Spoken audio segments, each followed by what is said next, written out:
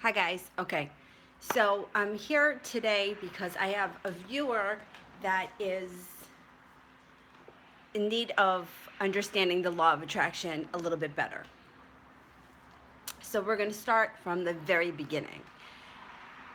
And I'm sure that you've heard about this before. Like attracts like.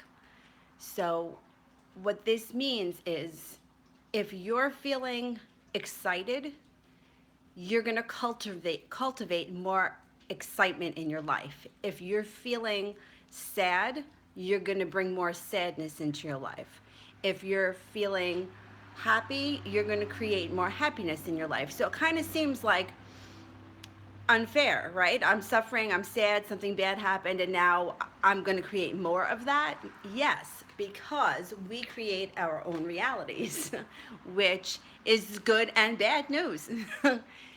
So, to start off with something really simple, you have to think about how it is that you're feeling all the time. Are you one of those people that feels sorry for yourself, or are you one of those people that is a really high achiever? Whatever it is that's going wrong in your life, you're in control of it, so you have the power to change it. So it takes a little bit of focus, and it also takes some practice because we're not taught this. If we were taught this when we were young and we grew up believing it, it would be so much easier to do it. We grow up learning different things and we have different beliefs, but let's put it this way. There are millions of little kids around the world that believe in Santa Claus, and every Christmas Eve, Santa shows up. Hi, Richard. So Santa shows up for them because they believe in it.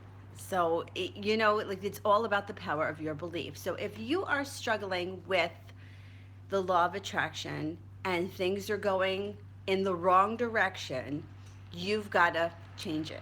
And it's not difficult, but it does take some work. So, say for example, you're one of those people that are having a really hard time with maybe it's getting a job promotion. If you look around you and just observe different people in your life, and I have a lot of people in my life because I teach yoga, so there are a lot of stories that I hear and a lot of people that will come back to me with their little law of attraction meditations. And the stronger personalities tend to be more successful because they believe more in themselves. It's like if you ever have one of those friends that's really confident and will walk in anywhere and, own the place, it's the same kind of thing. They don't care. They're not embarrassed of saying something stupid. They'll give it a shot. They'll go for it. Somebody who's a little bit more timid might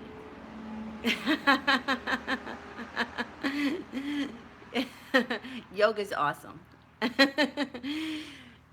So, if you're someone who's just starting out with the law of attraction, it's great to start with something simple. So, hi, one exercise that I saw, and I linked his video on one of my other videos. It was a great exercise about a lemon. And the reason why the lemon is so easy to manifest is because you don't have any emotional attachment to the lemon, but you might feel strongly about the lemon. So the meditation basically was you're focusing on this lemon, focusing on this lemon. You see yourself walk into a room, you see the lemon on the table, you pick up a knife, you cut the lemon in half, you pick up the lemon and you feel what the lemon feels like. If it's bumpy, if it's very yellow, it might have some green in it. Look at the lemon. Is it juicy? Are there pits in it? Yeah, ask questions. And then what happens is you pick up the lemon in your mind's eye and you lick the lemon. Now somebody like me, I love lemon. So I can taste the lemon because I love lemon so much. And then you put the lemon down and you walk away and you forget the lemon. And what happens here is once you forget about the lemon shows up. You'll see a lemon somewhere. Now, for me, because I can sometimes be a little skeptical, I'm like, I'm not going to see a lemon anywhere. I forgot about the lemon. I go to throw my garbage out. I open up it's like a little barn that has the dumpster. Yeah, you can ask any questions you want. Go ahead. And there was a little slice of lemon in there. So I did this meditation at the end of my yoga classes, and now students are coming back and telling me where they saw their lemons. One guy, he was so funny. He said the snow in front of his house melted, and when the snow melted, there was a lemon underneath the snow. So the point is that you have to detach from it, and I think that that's where we get caught up when we're thinking about specific people. So if you have a friend or somebody that you're wishing to bring back into your life, the wishing part is going to keep you wishing. Yeah, any questions you have, go for it.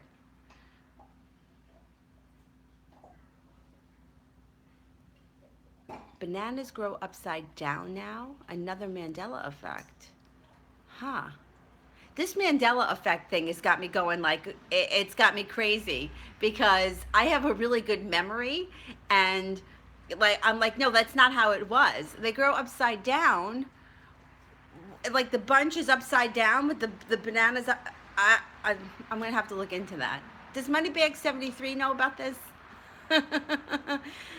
Oh my God, the Mandela effect. They used to hang, yeah. That's how I remember them. And now they're upside down. Are they still in the tree? I can't even take it with this Mandela effect. But that's another thing. If they spike up into the sky now, great. I never ever remember that. Always bananas grew. I know, it's crazy. Like this. Like the bunch part was up here and the individual bananas were down here. Well, that's another thing. So with this Mandela effect, if we are shifting realities somehow, which, I mean, even to me, that sounds a little bit crazy, but maybe that's what's going on. I mean, there is so much that we don't know about what's going on in the outside world. They say that when you hear that buzzing in your ear, that's when you're shifting realities, because it's wild that some people remember some Mandela effects and some people don't remember others. Like, I don't ever remember the stoplight being red on the bottom. And I know that's a big Mandela effect that people are saying. One girl was saying that from where the street light was in her neighborhood in the summer when they would be outside in the backyard, she remembers green being on top because when it turned green, the green light would shine into her backyard. So she remembers that. How could that be? How could she be wrong if she remembers the green light shining into her backyard? But now red is on top, but yet I don't ever remember red not being on top. I always remember it being on top. There are a couple of other ones. And what's funny is, for me, I've had these experiences happen throughout my life way before I knew about the Mandela effect. Like, I remember the Berenstain Bears. My neighbor that lived next door to me, she was so nice, but she was a lot older than me at the time. You know, like I was like 5, she was like 12. So she would like be reading to me out on her front porch, and she had the Berenstain Bears, and I remember calling them the Bernstein Bears. And she was like, no, look, it's Bernstein. And she pointed out the stain. Now, I was 5, so that's a long time ago. Now, nobody ever seems to remember, though, that it's not Bern, it's Berenstain. Engines being 15 feet in front of the wings is not right. You see, that's something I don't know. I wouldn't know that. Yeah. See, that's something that I just wouldn't know. It's not that I don't have a memory of it. It just is not something I would know. But I worked in a grocery store for like my entire life. I started working there at 15, and I worked there until they went out of business. And I know national products, and I remember the moment in my head when Jiffy peanut butter changed from Jiffy to Jif. I remember the Gordon's fish sticks because I was doing price changes down the frozen food aisle, and everyone hated doing the price changes. I worked for A&P, which wound up buying Pathmark. So I remember being in the frozen food aisle, and I remember going over to the fish sticks, and I looked at the tag, and I was like, oh, look, that's where they spelt the name wrong. It says Gorton, but everyone knows it's the Gordon's Fisherman. Meanwhile, I walked, and then I was like, oh, no, look, it is Gordon. And at the moment, I thought, I'm like, oh, well, I must just be remembering it wrong because I didn't know about this Mandela effect. And we were talking, this is going back probably 10 years. And then all of a sudden, now this Mandela effect comes out, and I'm like, oh my God, that happened to me.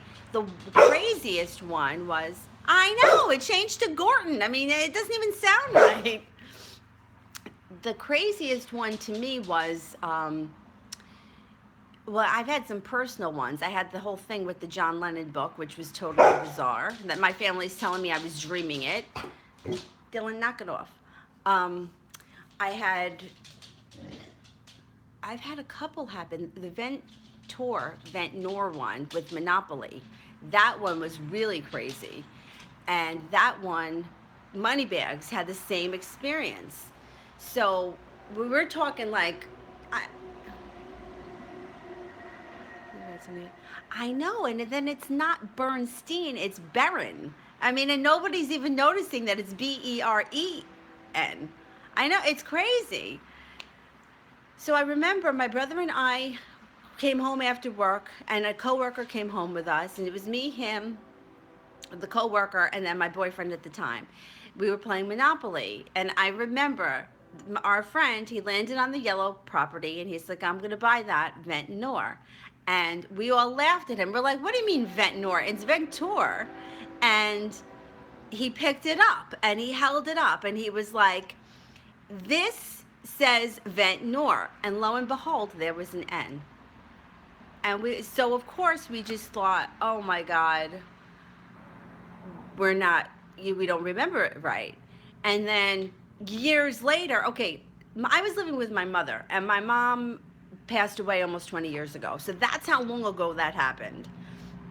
So then last year, I'm watching Moneybag 73, and I see he just had this experience with his wife, where his wife picked up that one piece of yellow property and said, oh, I think I found a Mandela effect. I thought that this was Ventura. And then he thought it was Ventura.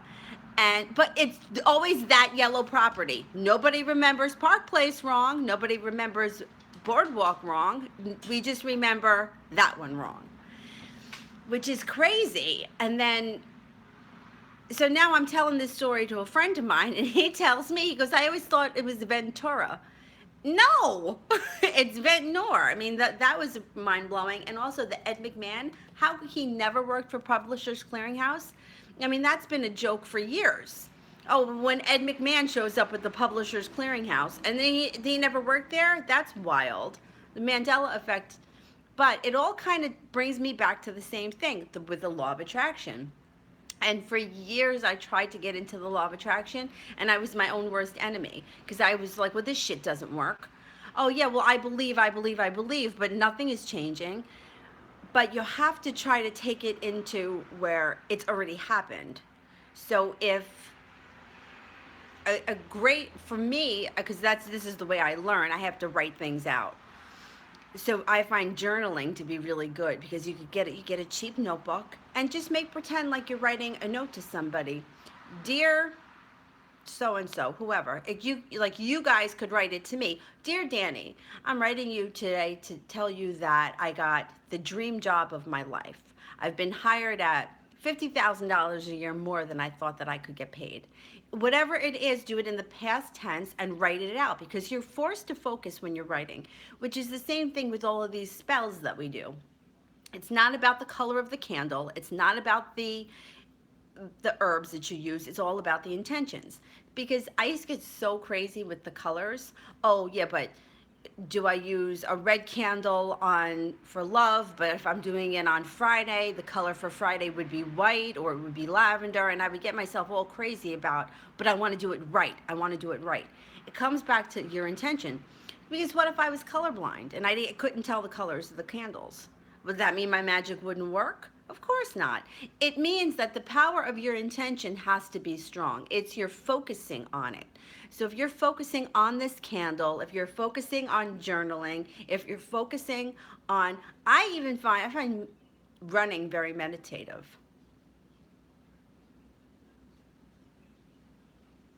That is excellent. Those make pretend phone calls are excellent. Excellent. I do that too. I do those phone calls too. Yeah. That's, it's all about, and like it's in the past tense. I just had this phone call conversation with so and so, and then you can write it out, write a letter. You can even type up an email and send it to yourself. Dear so and so, no, you're not the only one. No, because all of these things, like when we think about it, you think about children, right? They're so, like, you could give them anything. Like you could give them a spoon, right? And then they're like, it's a magic wand, and it's this and it's that, and everything is just so magical. And what happens is they start to grow up, and we start to think that we can't use this. Like this isn't, there's no magic in this. It's just a piece of whatever this is, stainless steel. But that's not true. Everything is what you think it is.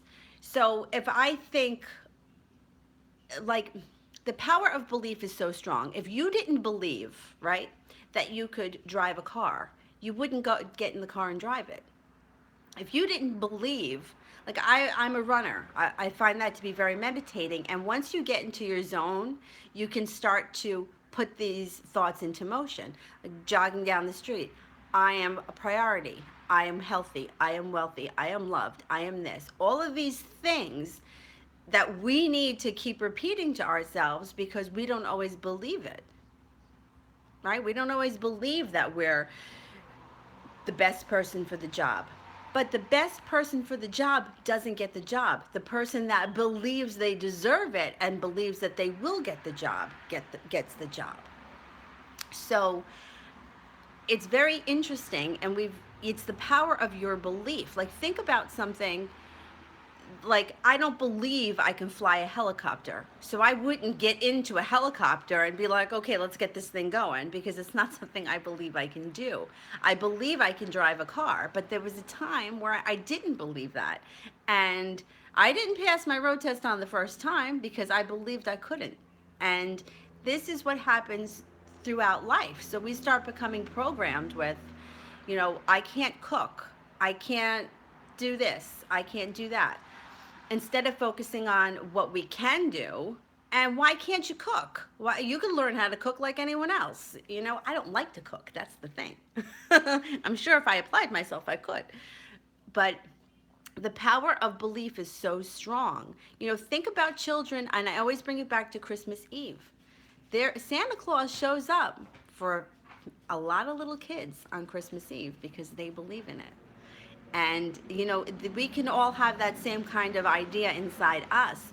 We just have to believe in it. And that's the tough part, because when you're seeing something, reality in your face, and we're thinking, oh, well, it's impossible, that'll never happen. Nothing is impossible. What's impossible? People have conquered some pretty crazy things. People have cured themselves of diseases. Hey, childlike, it's the truth. It's getting excited. Like I was out for a run the other day, and I passed a dime on the floor, and normally I wouldn't pick it up, but I stopped and turned around and picked it up because I'm like, prosperity, prosperity, look, I found a dime, and I got excited about it, and I kept it. Normally I would just keep going, but it's all these little things. And then what I have is I have a cup that I got from the dollar store, and it's a pretty blue cup. And whenever I find a random coin, I throw it in the cup, and I call it my prosperity cup. And it doesn't matter if it's a penny, if it's a dime, and also old checks. You know how nowadays you could take a photo of your check and it goes into your checking account? Instead of ripping up the checks like I used to, I keep them all. I keep them all, and I keep them under some green rocks, and it's my prosperity thing. Well, it's mine now. It's in my prosperity cup.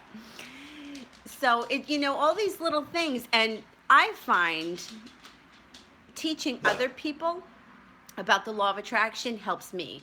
So if you can find somebody that doesn't know anything about it, and you start to explain it to them, learning how to, the roofers, we had a tree land on our building a couple of weeks ago when we had a storm, and the roofers are fixing it, and the dog does not like the roofers. So if you can teach somebody about the law of attraction, it makes it that much easier. It helps you absorb it. when you can try to teach it to somebody else that's struggling. Because let's face it, it's not easy. It's not easy because you didn't grow up believing it. I'm from New York, but not Long Island. I'm not too far from Long Island, though. I'm closer to New York City. So I find it very interesting that so many people, oh no, like I'm up in upstate New York, the other side. But I find it really interesting that we don't teach children this kind of stuff. I mean, and then it goes back to like it's been right in front of your face the whole time. Like, what did we learn in the movie The Wizard of Oz? You had the power the whole time. Dorothy had the power the whole time. This was all a facade. Everything that was going on was a facade, but she had the power the whole time. And you have the power. So whatever it is that you want, you have the power to create it. For whatever reason, we're blocking ourselves because we don't believe it. We believe that it's somebody else is better for the position, or somebody else is going to get this, or someone else is going to get that. I don't even understand. Was it the Tin Man? I thought the Scarecrow had the gun. But that's crazy too. I never remember anyone having a gun in The Wizard of Oz. But, and that's another thing, like I'm showing The Wizard of Oz to my nephew, he's 3. And I'm just showing him little clips on YouTube, and he is getting so excited. Is that the wizard? Is that the wizard? And I'm like, no, that's the Scarecrow. That's the Tin Man. But he gets so excited. Like, that's how we need to be to bring these things into our lives. And I don't know why it's so hard for us to understand that. And you know, people feel like their situations are impossible. And I felt before like my situations were impossible. But there's nothing that is impossible. There's nothing that's impossible. Get over that impossibility. I mean, years ago, we didn't have cell phones. Now everybody's walking around with a cell phone, a computer, a video camera in their hands 24 hours a day. It wasn't that long ago when you had to call somebody's house and leave a message on their voicemail, on their, you know, what do they call that? Answering machine. You know, that wasn't that long ago. So these things, like things are possible, and we block ourselves because we think, oh no, we can't do that. But you can do it. You just have to focus on what it is you want and detach from it. Now, a lemon is very easy to detach from. That's why I use that as an example. It's hard to detach from a person because there's so much emotion there. But all these little things, being on the telephone with the person, expecting them to contact you, writing it out, journaling it, all these little things that you do, sending the focus out into the universe will bring it back to you and creating happiness and excitement. So, and it doesn't take a lot. You don't have to do it 24 hours a day. You just have to set the intention, put it out there, and then know it's going to come back to you. And I have found that when I started explaining it and teaching it to other people, like the students at yoga, and then listening to them come back with, hey, I got the bonus. Hey, I heard from an old friend from high school I haven't spoken to in 12 years. Then it was reassuring to me that this stuff works. And we were like helping each other. So I find it very interesting. And for some reason, I'm not really sure how, but I do think that the Mandela effect kind of ties into the law of attraction in some way, because it has to do with the reality thing. Letting go is the hardest part. The best thing I can say with the letting go is I think getting really busy doing something else. Like when you have to really concentrate on something like if maybe learning something new. I remember when I was trying to learn how to crochet, holy cow. I don't know. It's not that it's like I can crochet my own thing, but I can't follow a pattern. I don't know why. But like really focusing on which goes up, which goes under, which goes backwards, then I was really focusing so hard on something that I was forgetting about everything else. That last question I just missed. Could you copy and paste it? Oh, this? It's actually not a Grateful Dead symbol, but although they're my favorite band, this, I got it at the dollar store, and I just thought that it was cute.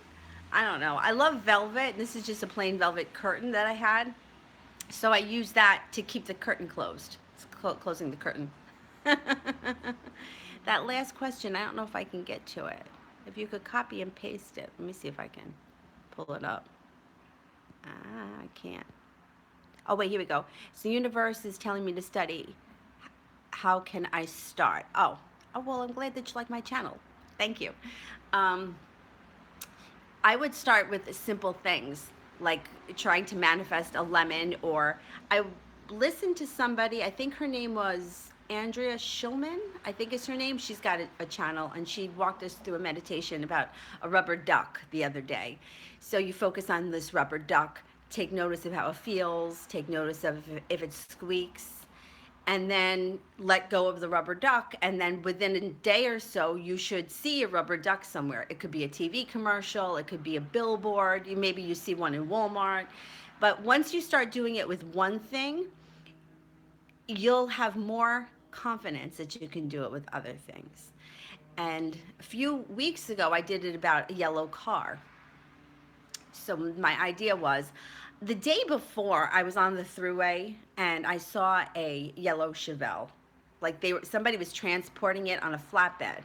And I guess that was in my head. So I'm out for a run and I'm like, I want to manifest seeing an old yellow car.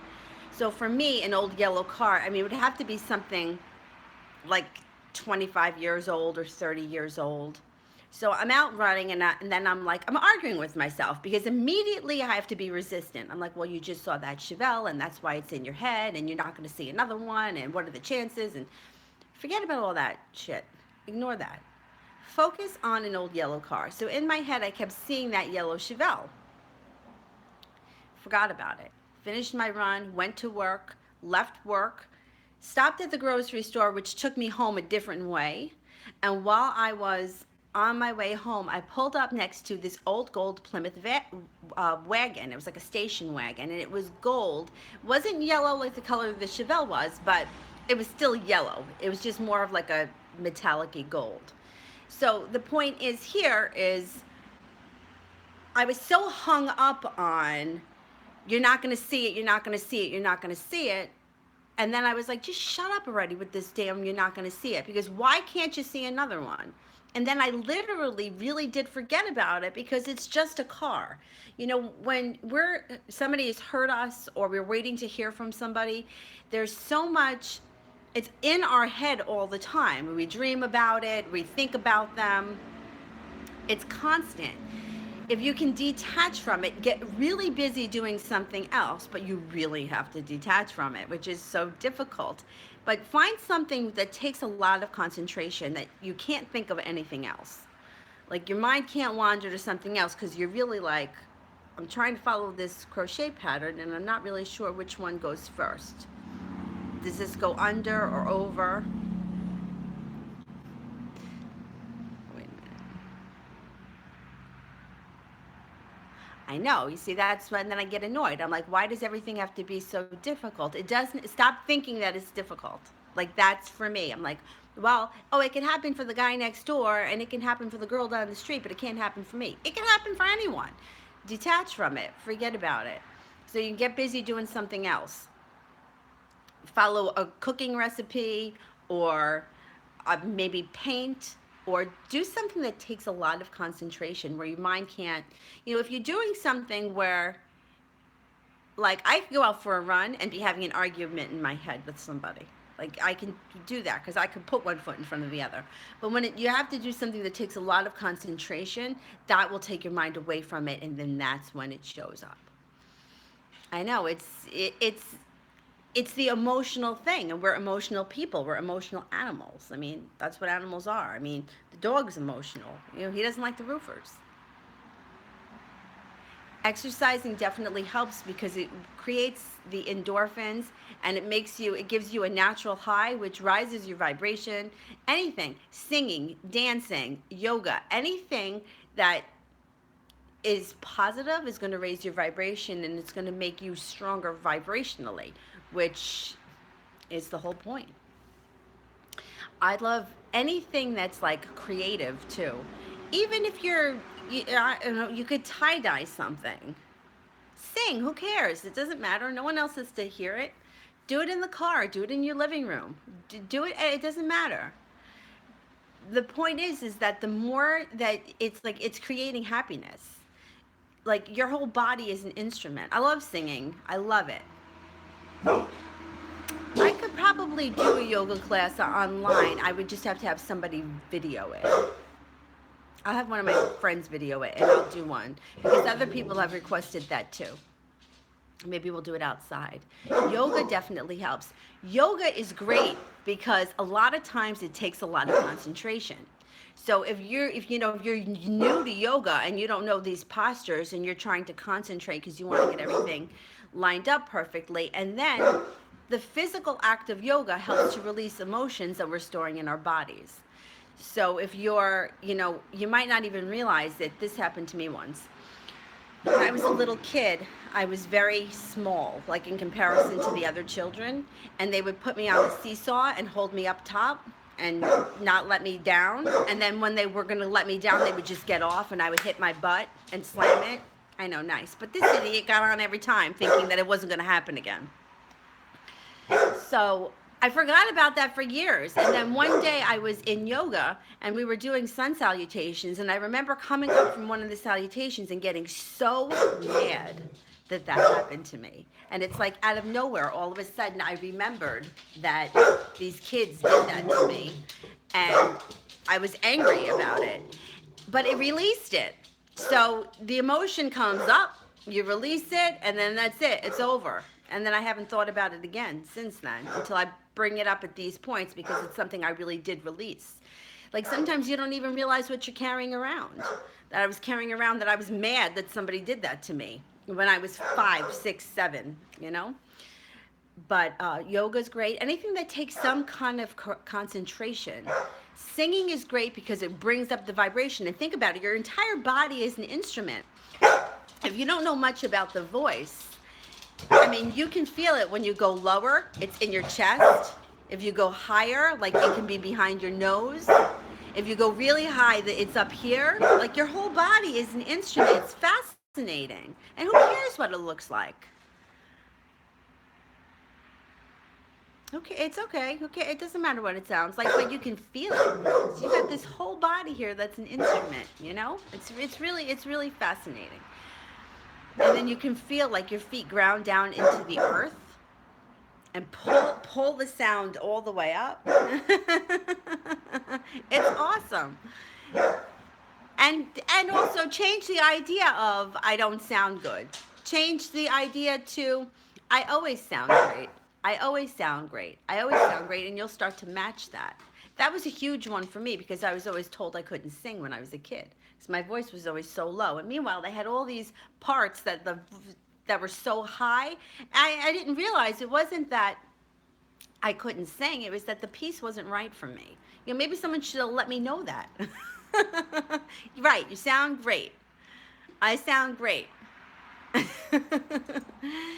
But I think if you do one little exercise every day, it just helps. It starts to get you there.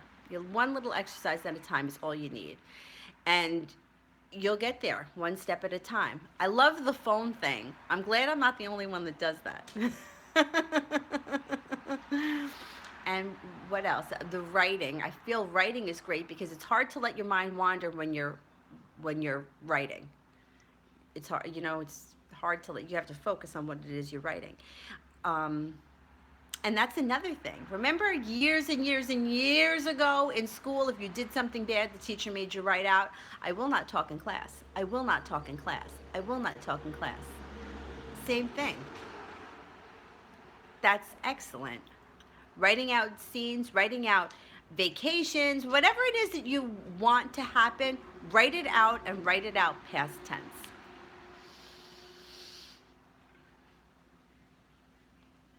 Well, guys, thank you so much for watching. I hope that you enjoyed it. And if you have any other questions or comments, feel free. You can always email me. My email is leomoon2588@gmail.com.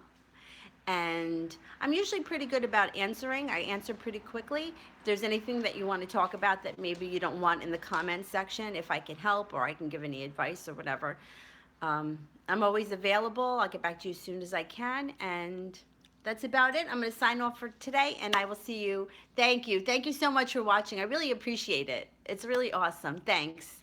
All right, I'll see you guys soon. Bye bye.